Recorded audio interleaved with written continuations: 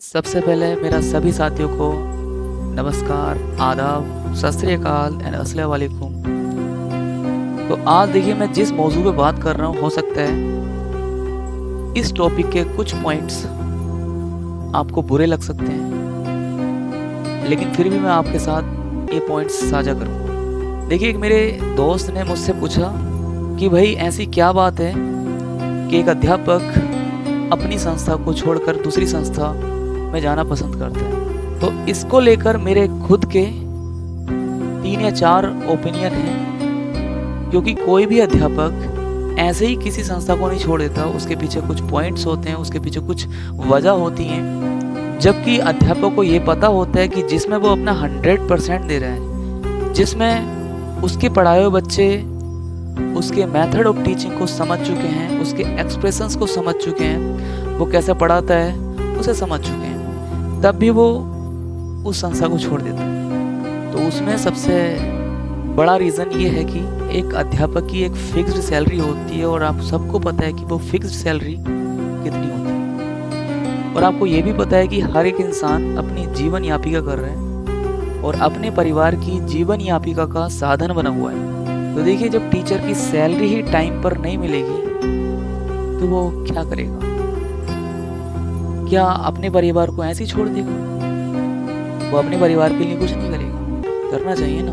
ये तो हर एक इंसान का दायित्व बनता है, ये हर एक इंसान की रेस्पॉन्सिबिलिटी होती है कि अपने परिवार को साथ में लेकर चलना। देखिए, दूसरा रीज़न ये है कि जब अध्यापक को लगता है कि मैंने इस संस्था को 1 या 1.5 साल दिया है और उस संस्था में मैंने अपना 100% देने की कोशिश की है, 100% से भी ज़्यादा देने की कोशिश की है, तो वो एक एक्सपेक्टेशन करने लगता है कि इस बार मेरी सैलरी का इंक्रीमेंट होगा।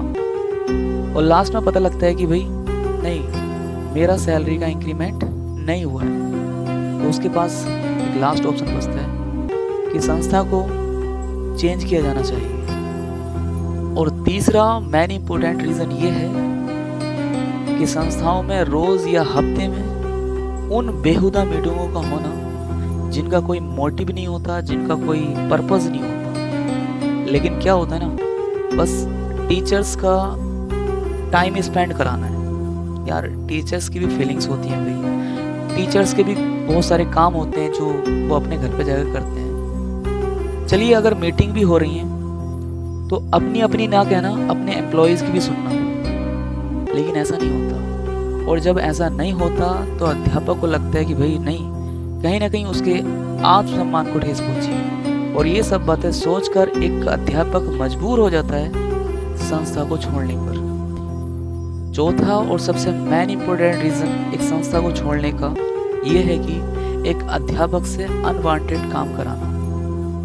यार, अध्यापक की भी कुछ लिमिटेशंस होती हैं, अध्यापक के भी कुछ काम होते हैं, वो काम अच्छे से कर सकता है, लेकिन आप उससे वो काम करा रहे हैं जो काम उसकी सेल्फ रिस्पेक्ट के अगेंस्ट है। उसे लगता है कि यार, अगर मैं ये काम करूँगा तो कहीं ना कहीं मेरी सेल्फ रिस्पेक्ट में कमी आएगी।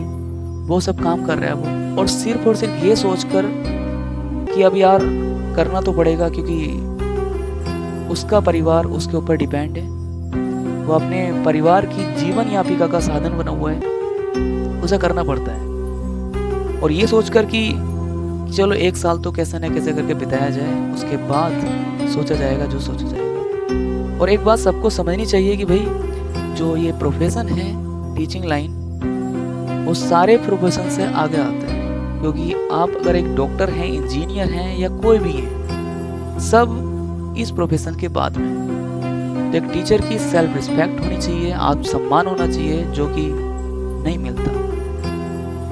तो देखिए, अगर ये पॉइंट्स जो मैंने आपको बताए, कहीं ना कहीं आप इन पॉइंट्सों पर एग्री करते हैं, तो अपने उन अध्यापकों के साथ, उन साथियों के साथ शेयर करें